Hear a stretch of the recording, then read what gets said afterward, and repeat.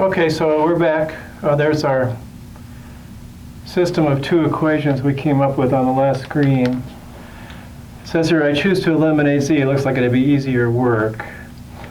So we'll take the 7y minus 5z equals minus 1. Take the minus 13y minus z is minus 29.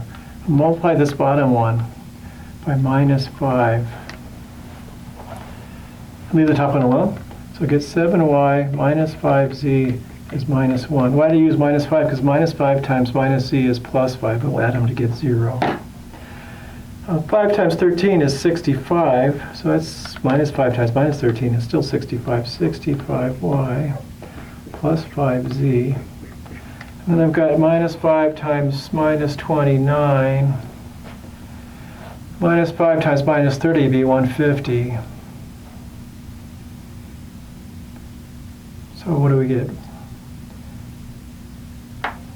Minus 5 times 30 is 150, so 5 times 29 is 5 less. 145, okay. And then we take these and add them together. That took some work. It's 72y is 144. And after all that work, looks like y is 2. So we're well on our way to getting done. And we got 2 for y. Looks like I could just put it up here. I can pick either of these equations. I'm going to put it in this first equation, y equal 2. So that's 7 times 2 minus 5z is 1 is 14 minus 5z is 1.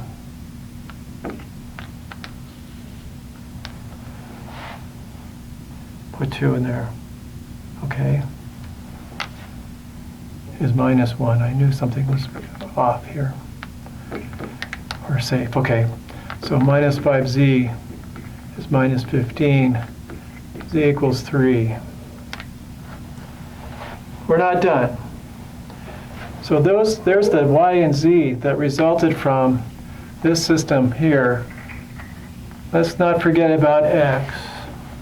So here's our original system of equations. We could use any of them to find x. I'll just use the top one. X minus 2y, y was 2, plus z, z is 3. It's supposed to be 0.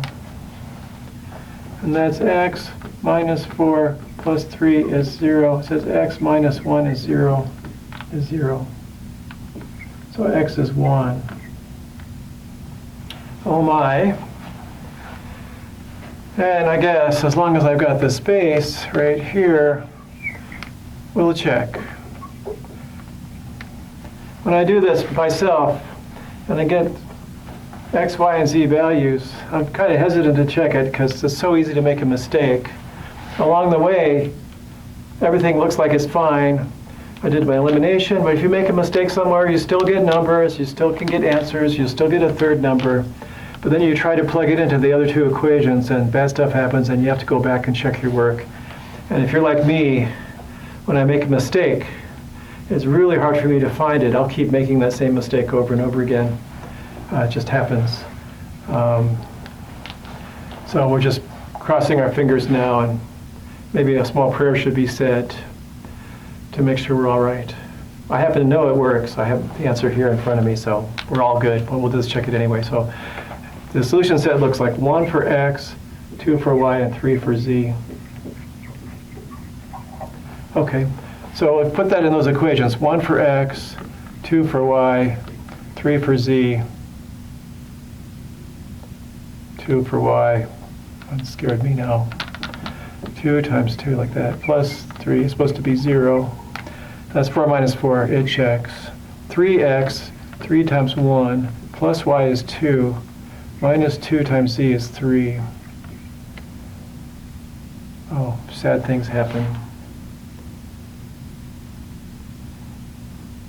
Oh, it's supposed to be minus 1. Oh, good. I thought it was supposed to be 0. Here's 5 minus 6 is minus 1.